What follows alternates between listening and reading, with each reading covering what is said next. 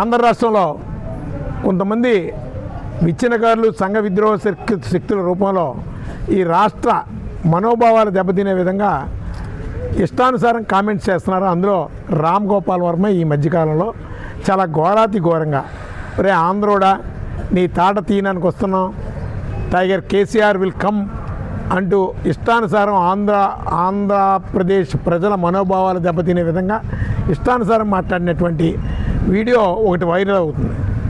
గతంలో ఇదే విధంగా మాట్లాడినటువంటి కత్తి మహేష్ అనే వ్యక్తిని నగర బహిష్కరణ చేశారు. మరి అతనికి వర్తించినటువంటి చట్టాలు ఇతనికి ఎందుకు వర్తించడం లేదు? రామాయణ మహాభారత గ్రంథాలను కూడా ఇష్టానుసారం అపహాస్యం చేస్తూ సీతమ్మవారి కోసం, అలాగే హిందూ ధర్మంలో ఎంతో పవిత్రంగా కొలిచేటటువంటి అఖండ భారతీయులు పవిత్రంగా కొలిచేటటువంటి భగవంతుల్ని అందరినీ కూడా ఇష్టానుసారం ఘోరాతి ఘోరంగా మాట్లాడుతున్నటువంటి రామ్ గోపాల్ వర్మ మీద పీడీ యాక్ట్ ప్రవేశపెట్టాలని, అలాగే రామ్ గోపాల్ వర్మని ఇంటెన్షనల్గా ప్రమోట్ చేస్తున్నటువంటి ఒక యాంకర్ స్వప్న, ఆమె కూడా అతని అసాంఘిక కార్యకలాపాలని వీడియోలని అన్నింటినీ కూడా ప్రమోట్ చేస్తుంది. ఇవన్నీ కూడా చట్ట వ్యతిరేకమైనటువంటి చర్యలు. అలాగే రామ్ గోపాల్ వర్మ ఒక వీడియో చూశాను. ఆ వీడియోలో ఇండియన్ ఆర్మీ అంటే మన భారతదేశంలో సైన్యం త్యాగాలకి వాళ్ళ కుటుంబాలను వదిలేసి ఈ దేశ రక్షణ, అలాగే ప్రజల భద్రత ఇవే ప్రధాన లక్ష్యంగా వాళ్ళు ప్రాణత్యాగాలకు కూడా సిద్ధపడుతున్నారు. అలాంటి గొప్ప వీరుల్ని ఎంత ఘోరంగా ఏంటంటే ఆ ఉద్యోగమే ఎందుకు పనికిరానటువంటి ఉద్యోగం అన్నట్టుగా చాలా చులకనగా ఇండియన్ ఆర్మీని దృష్టిలో పెట్టుకొని చాలా చులకనగా మాట్లాడాడు.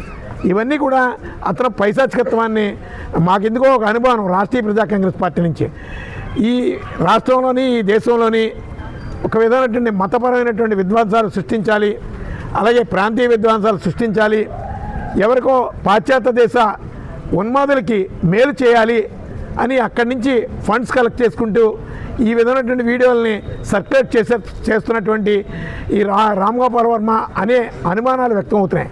దాని మీద ఇతని మూలంగా ఈ సమాజానికి చాలా ప్రమాదం ఉంది. కానీ రామ్ గోపాల్ వర్మని తక్షణం పీడీ యాక్ట్ ప్రవేశపెట్టి 2 రాష్ట్రాల నుంచి కూడా బహిష్కరించమని రాష్ట్రీయ ప్రజా కాంగ్రెస్ పార్టీ నుంచి తెలియజేస్తున్నాం.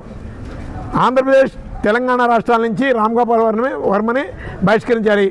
దీంట్లో భాగంగా రాష్ట్ర ముఖ్యమంత్రి చంద్రబాబు నాయుడు గారికి, అలాగే ఏపీ డీజీపీ వారికి, అలాగే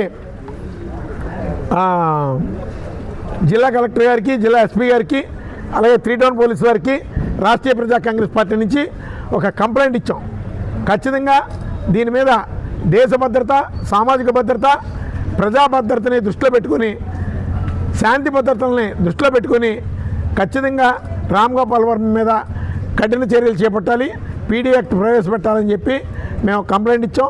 ఆ ప్రకారం పోలీసు వారు తక్షణం కేసు నమోదు చేయాల్సినటువంటి అవసరం ఉందని, లేదంటే ఇది న్యాయపరంగా ఎంతవరకైనా వెళతాం, రామ్ గోపాల్ వర్మకి బుద్ధి చెప్తాం. అదేవిధంగా రామ్ గోపాల్ వర్మ మాట్లాడినటువంటి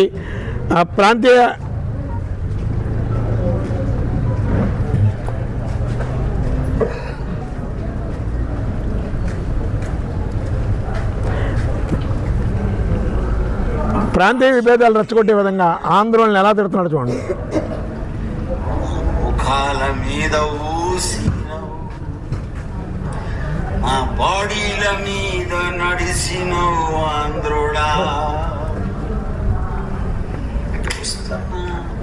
వస్తున్నా నీ తాట దెయ్యానికి వస్తున్నా, టైగర్ కేసీఆర్ కమింగ్ సూన్. ఇప్పుడు 2 రాష్ట్రాలు విడిపోయినటువంటి రాష్ట్రాల్లో మరలా ఇంకో అశాంతిని ప్రేరేపించడం, ఆంధ్ర తెలంగాణ మధ్య చిచ్చు పెట్టడం, ఆంధ్ర వాళ్ళని వ్యక్తిగతంగా ఆంధ్ర మనోభావాలు దెబ్బతినే విధంగా ఇతను ఇష్టానుసారం మాట్లాడుతున్నాడు. ఎందుకు మాట్లాడుతున్నాడో, ఎవరు మాట్లాడిస్తున్నారో తెలియదు. దీని వెనక ఏదో కొన్ని అదృశ్య శక్తులు ఉంటాయి. అందుకని రాష్ట్ర ప్రయోజనాల దృష్ట్యా, శాంతి భద్రతల దృష్ట్యా ముందు ప్రభుత్వం వెంటనే స్పందించి ఇతని మీద పీడీ యాక్ట్ని ఇమ్మీడియట్గా కట్టాలి. అందుకు ప్రభుత్వం కూడా దానికి అనుగుణంగా ఆదేశాలు కూడా జారీ చేయాలని చెప్పి మేము రాష్ట్ర ప్రభుత్వాన్ని కోరుతున్నాం.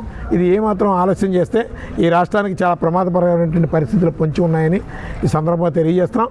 అలాగే భవిష్యత్ కార్యాచరణ కూడా మేము తెలియజేస్తాం. రామ్ గోపాల్ వర్మకి ఖచ్చితంగా గుణపాఠం చెప్తాం.